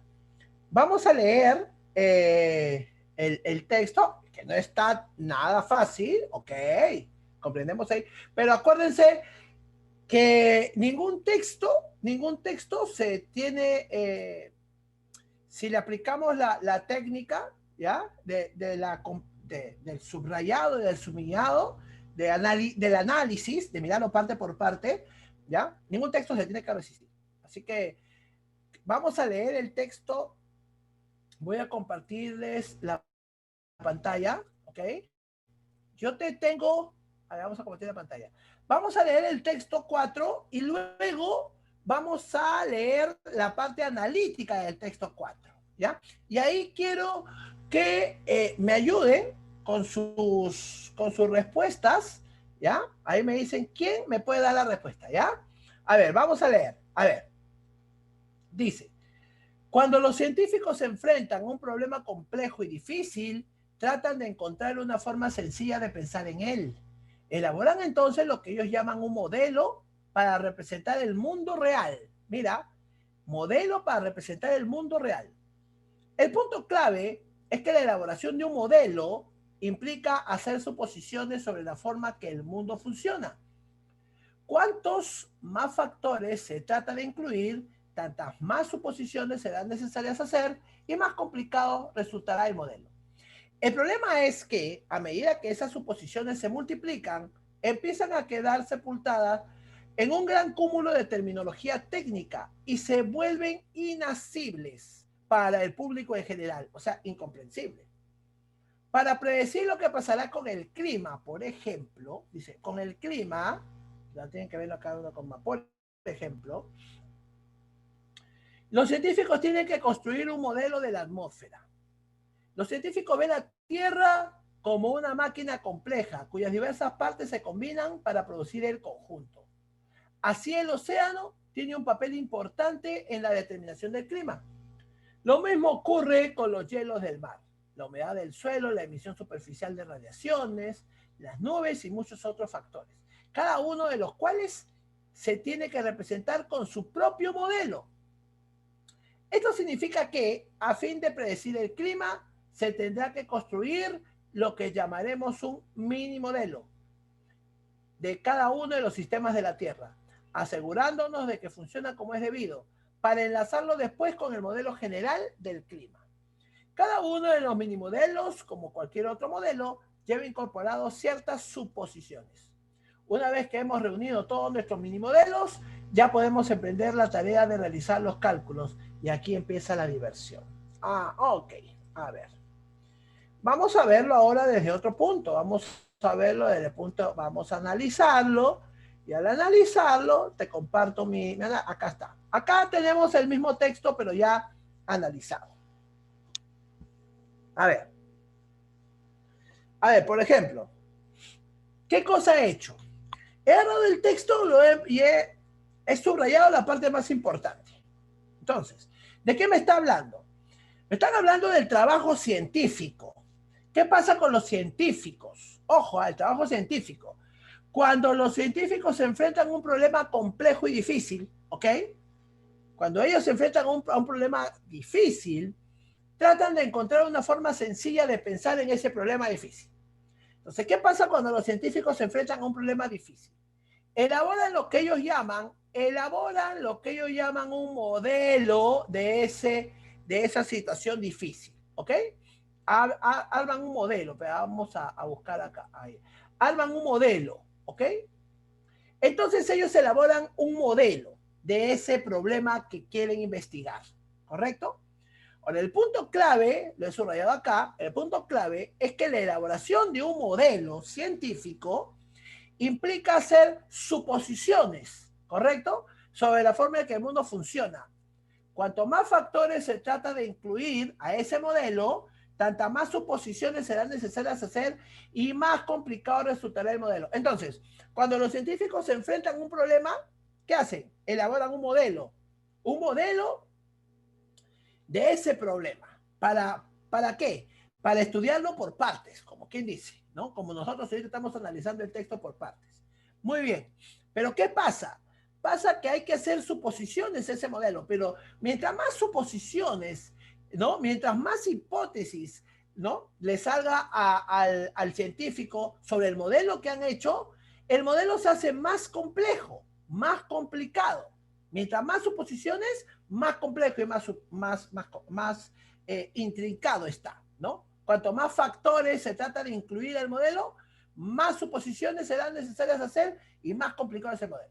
Ahora, el problema es que a medida que esas suposiciones se multiplican, dice el autor del texto, empiezan a quedar sepultadas. O sea, esas suposiciones se hacen y comienzan a ponerle una serie de terminología técnica que solo los científicos lo conocen. ¿Correcto?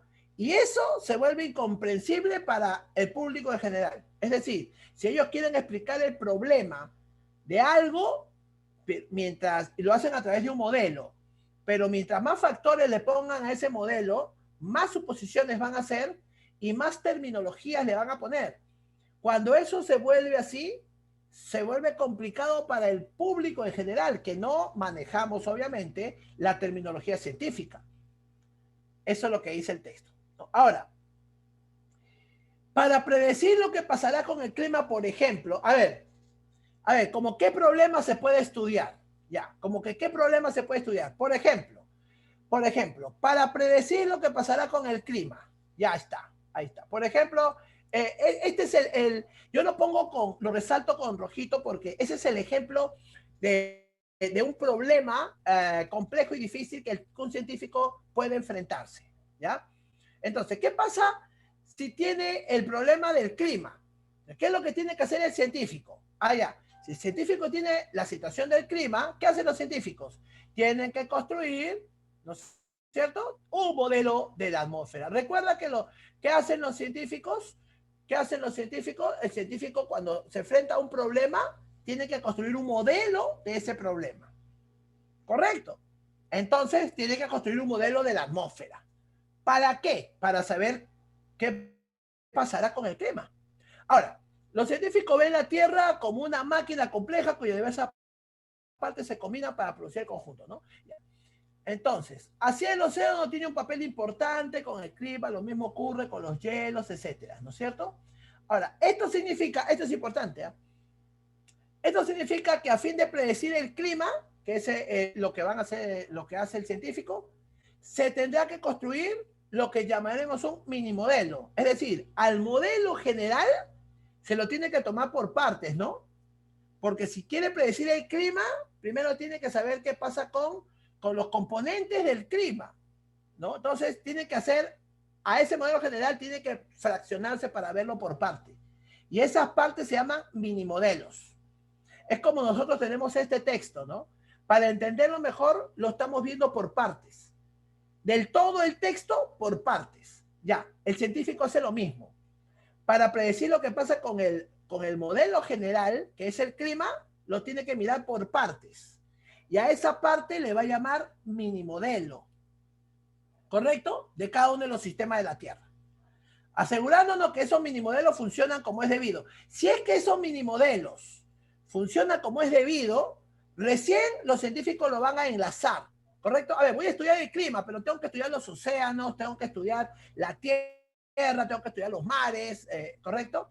Ahora, si esos modelos funcionan bien, ¿correcto? Lo enlazan al modelo general del clima, ¿ya? Ahora, siempre y cuando los minimodelos funcionan bien, lo enlazan recién. Cada uno de los minimodelos, como cualquier otro modelo, lleva incorporados ciertas suposiciones. Una vez que hemos reunido todos nuestros minimodelos, ya podemos emprender la tarea de realizar los cálculos, ¿no? Y aquí empieza la diversión, o sea, empieza la interpretación. Es como el investigador, ¿no? El investigador, a ver,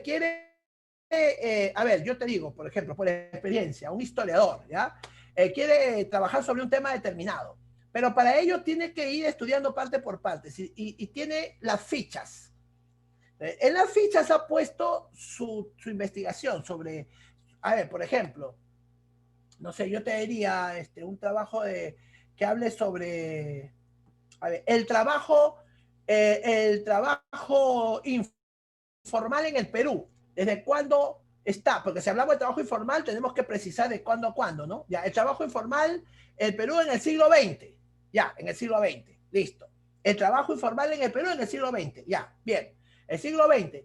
¿De qué año a qué año vamos a hacer? ¿De todo el siglo XX? Ya, listo. Entonces, tengo que ver qué ha pasado en cada etapa, ¿no? Entonces, tengo que ver en la primera parte del siglo XX, ¿ya? Tengo que investigar y ese es un mini modelo. Luego, así, en cada parte del siglo XX, ¿qué ha pasado con el trabajo informal en el Perú? Y lo voy a poner en fichas. Ya una vez que ya tengo todo condensado, ¿qué hace el historiador, el investigador? Comienza a compactar esa investigación. Y es donde dice ahí, ya podemos emprender la tarea de realizar los cálculos, ¿no? Y aquí empieza la diversión, es decir, ya tengo que ir anexando esas partes para construir un todo, que es el trabajo final. De eso está hablando el texto. ¿Ok? No sé si te lo expliqué, me emocionó un poquito porque tengo el tema de la historia. Yo soy bachiller en historia, quiero retomarlo este año. A ver, ¿quién me dice? A ver, chicos, a ver. Voy a dejar de compartir.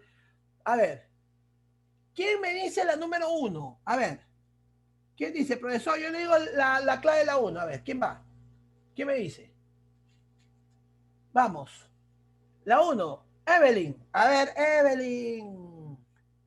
Evelyn, la 1E dice. Ya, a ver. A ver, la 2. A ver.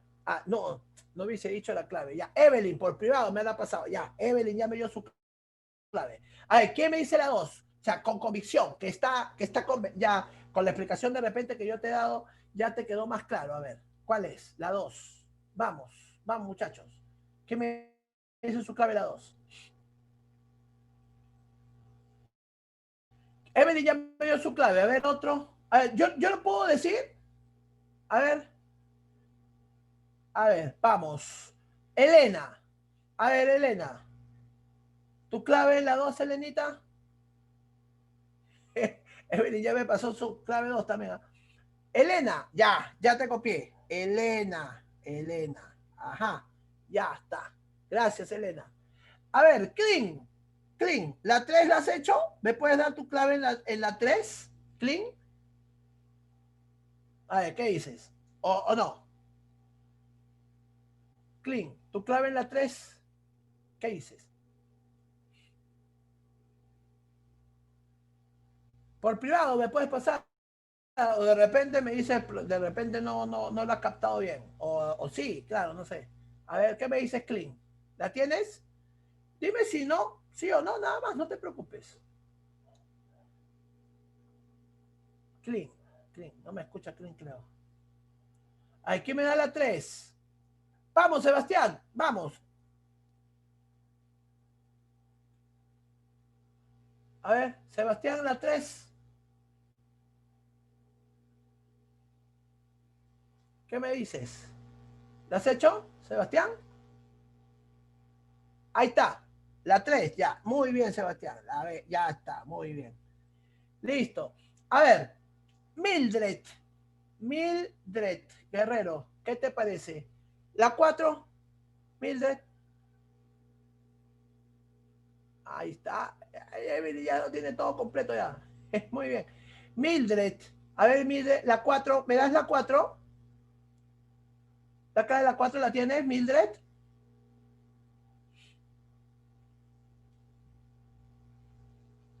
¿No? De repente no, ¿no hay? Está un poquito complicado este texto. Ok. A ver. Marcelita Martínez. Marcela, muy bien, la 4, muy bien, Marcela. Marcela, yo le pedí la 4 y Marcela me da todas. Ay, Marcela. La 4, ok, Marcela. Esa, ya se hizo todas ya. Muy bien, Marcela. Ahora lo vamos a corroborar, ya tus claves. Ahorita, dame un minuto.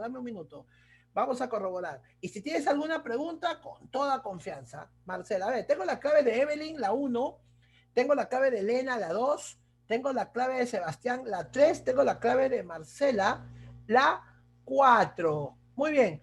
Y a ver, Alessandra, ¿qué me dices?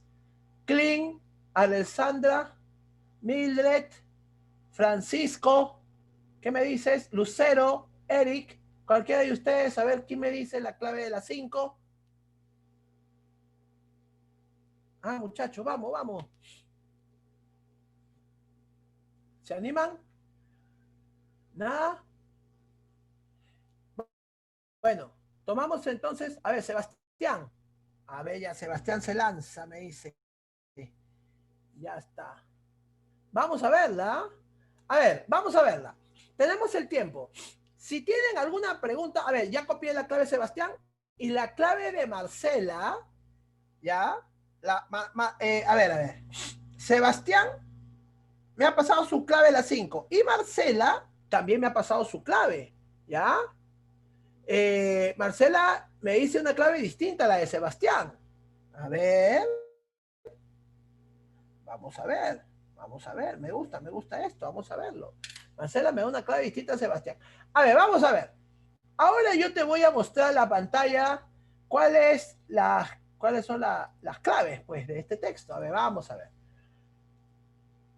A ver. Listo. La 1, chicos, enano. Sí, creo que eso ha quedado más claro, ¿no? La 1, ¿no? El tema central del texto, muy bien, Evelyn me dio la clave ahí. El tema central del texto, recuerda que el tema central lo tenemos que elaborar a partir del tema del texto, ¿no? El tema más un aspecto específico, ¿recuerdas? Ya. Entonces, el tema, ¿de quién te están hablando? Me están hablando de los modelos científicos, claro. Me están hablando del uso de que los científicos hacen de un modelo para explicar, a ver, ¿qué hace el científico con los modelos? ¿Por qué toma un modelo? Para explicar un tema de la realidad, ¿correcto? Por eso dice, cuando los científicos se enfrentan a un problema complejo y difícil, ¿correcto? Tratan de encontrar una solución sencilla, de pensar en ese problema difícil. Y para pensar en forma sencilla, para elaborar, para interpretar ese problema difícil, lo que ellos hacen es un modelo del problema, ¿correcto? Por eso, un ejemplo para predecir lo que pasa. Un ejemplo es el clima. Entonces, el tema es los modelos científicos, ¿correcto? Ese es el tema, los modelos científicos. Específicamente, ¿qué es? El trabajo con los modelos científicos o el trabajo de los científicos o el trabajo científico, como tú quieras. Entonces, ¿dónde está esa respuesta? En la E. Correcto, eso es, el uso de los modelos en el trabajo científico. Queda claro, ¿no? Muy bien, vamos a la 2. En la 2 dice, según el texto, ¿para qué se elabora un minimodelo? Respuesta, Elena me decía otra clave. Elena me decía la A. Para realizar agudas suposiciones. Ok, vamos a ver. ¿Qué hace el científico, no? ¿Qué hace el científico al hacer un minimodelo? Más que realizar suposiciones, lo que hace es reproducir segmentos de la realidad. A ver, ¿dónde está la respuesta? Acá, mira. ¿Por qué? Porque en la realidad total está el modelo, ¿correcto? O sea, a ver, un problema total, el clima. Ya, entonces va a ser un modelo del clima. Pero estudiar el clima es complejo. O sea, en el clima intervienen varios factores. ¿Qué es lo que hace el científico? Si quiere estudiar el clima, lo tiene que dividir, ¿correcto? Y en esa división, ahí está el minimodelo. Ahí está el minimodelo. El modelo viene a ser la parte de ese modelo general. Por eso que después dice, juntamos todos los minimodelos y hacemos el modelo general, ¿correcto? Entonces, la respuesta de la número 2 sería así, ¿no? Según el texto, la elaboración de un minimodelo supone, ¿no? O implica reproducir segmentos de la realidad, partes de la realidad. Acá está, ¿no? Acá, ¿no? Esto significa que a fin de predecir el clima se tendrá que construir lo que llamaremos un mini modelo que cada uno de los sistemas de la Tierra, ¿ves? O sea, de cada parte, cómo funcionan las partes. Por eso que la respuesta es la C. Los mini modelos implica reproducir los segmentos de la realidad. La 3, me decía Sebastián. Según el autor, para conocer la influencia del océano en la variación del clima, los científicos, ¿qué deben hacer? La respuesta es casa. ¿Ok? Elabora modelos de los sistemas terrestres. Claro, a ver, según el autor, para conocer la influencia del océano, a ver, ¿cómo hace el autor para conocer la influencia del océano? Solamente del océano, porque el océano interviene en la variación del clima. Acá está, ¿no? Acá está. Los científicos ven a la Tierra como una máquina compleja. Sí, ven a la Tierra como una máquina compleja, como dice la B. O sea, la Tierra como una máquina compleja, sí. Pero para conocer la influencia del océano en la variación del clima, ¿qué deben hacer los científicos? No deben observar la Tierra como una máquina compleja. Lo que deben hacer es elaborar modelos. Claro. Repito, mira, para conocer la influencia del océano, los científicos, ¿qué deben hacer? Elaborar modelos de los sistemas terrestres. Acá está. Cuyas diversas partes se combinan para producir el conjunto. ¿No es cierto? Eso. Ver cada parte del sistema terrestre, ¿no? Acá está, ¿no? Así el océano tiene un papel importante en la determinación del clima, ¿correcto? Lo mismo ocurre con los hielos del mar, la humedad del suelo, la emisión superficial de las radiaciones, las nubes. O sea, de eso se trata. Elaborar modelos de los sistemas terrestres. En la 4, ¿no? Si se incrementaran los factores del estudio del clima, entonces, a ver, como dice el texto, ¿no? ¿Qué pasa si se incrementan los factores? A más factores va a haber más suposiciones. Y si hay más suposiciones, el modelo se hace más complejo. Muy bien ahí la señorita Marcela. Muy bien, Marcela. Marcó avión. Claro. Si se incrementaran los factores del estudio del clima, se hacen más suposiciones, vienen más terminologías científicas y el modelo se hace más complejo. Acá está, al inicio lo dice. El modelo se haría más complejo, ¿no? Acá está. El punto clave es que la elaboración de un modelo implica hacer suposiciones sobre la forma en que el mundo funciona. Cuanto más factores se trata de incluir, tanto más suposiciones serán necesarias hacer y más complicado resultará el modelo. ¿Ves? Acá está la respuesta. Más complicado resultará el modelo. Muy bien. Esto es elaborar el modelo más complejo. Finalmente, el texto plantea que la elaboración de un adecuado minimodelo, ¿de qué depende? ¿De qué depende? Depende de la B, efectivamente. Muy bien ahí, Marcela, nuevamente. Muy bien, Marcela. ¿Depende de qué? La elaboración de un adecuado minimodelo. Depende de la posibilidad de que ese minimodelo se engarce con el modelo general. Acá está la respuesta, chicos. Miren, acá está. ¿De qué depende que a un modelo general yo lo divide en minimodelos? O sea, el trabajo científico lo divide en minimodelos. Ahora, si ese trabajo está bien, si el minimodelo está bien, entonces va a encajar en el modelo general. Acá está. Esto significa que a fin de predecir el clima se tendrá que construir lo que llamaremos un minimodelo de cada uno de los sistemas de la Tierra, ¿ves? Minimodelo de cada uno de los sistemas de la Tierra, asegurándonos de que funciona como es debido. Ahora, si eso es así, para enlazarlo después con el modelo general. Esto es importante, chicos. Si funcionan esos minimodelos como es debido, si esos minimodelos funcionan bien, entonces podemos enlazarlo al modelo general. Y así, de esa manera, los científicos obviamente explican lo que sucede con un aspecto de la realidad. Muy bien, la posibilidad de enlazarlo con el modelo general. Eso es la elaboración de un adecuado minimodelo. Ok, muchachos. Es un texto más o menos, ¿no? Más o menos, ha costado ahí. No sé si... pero con más práctica, dividiéndolo por parte, ¿no? agarrando el todo, que es el texto, y dividiéndolo por partecitas, podemos ir dilucidando y viendo más o menos de qué consiste las respuestas ahí, ¿no? Chicos, no sé, ¿alguna pregunta del texto? Algo que no quedó claro, de repente no lo expliqué bien o que tengas alguna pregunta que hacerme para explicarlo mejor, para dar por finalizada la sesión.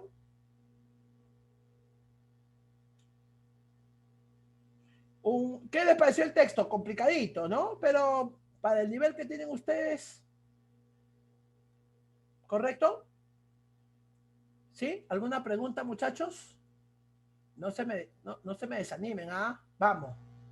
¿Alguna pregunta? Ya. Te dejo las claves del último texto entonces, ¿sí? Ah, ya, ahora sí, claro, muy bien. La 2, ¿por qué no podría ser la A? A ver, ¿quién me preguntó por acá? Marcela, ¿no? ¿Puedes abrir tu micrófono, Marcelita? Sí, profe. La 2, ¿por qué no podría ser la A?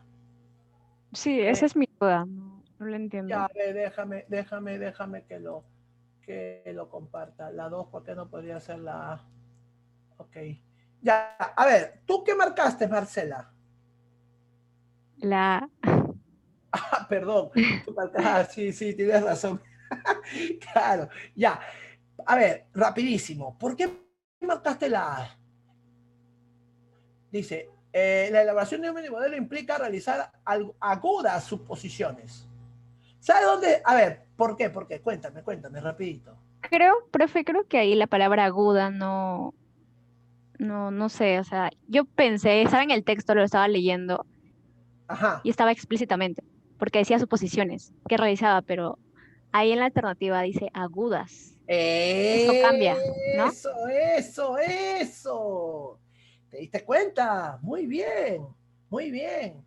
Se puede hacer suposiciones, pero en el texto no dice agudas. Esta palabrita. ¿Te acuerdas de te acuerdas de lo que te acabo de decir con la incompatible tergiversada? Sí, sí. Una palabrita, ¿cómo lo pinto? Acá lo pinto. Una palabrita, ya, de solito ya. Esta palabrita malogra toda la clave. La A es incompatible.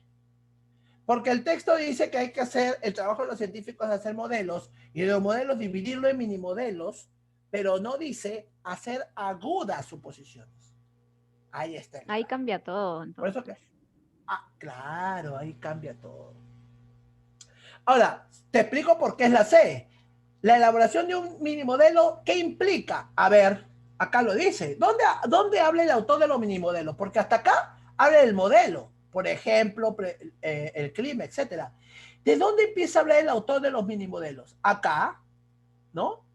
Dice, esto implica que a fin de predecir el clima, que es el modelo general, el clima es el modelo general, se tendrá que construir lo que llamaremos un minimodelo de cada uno de los sistemas de la Tierra, asegurándonos de que funcionen como es debido.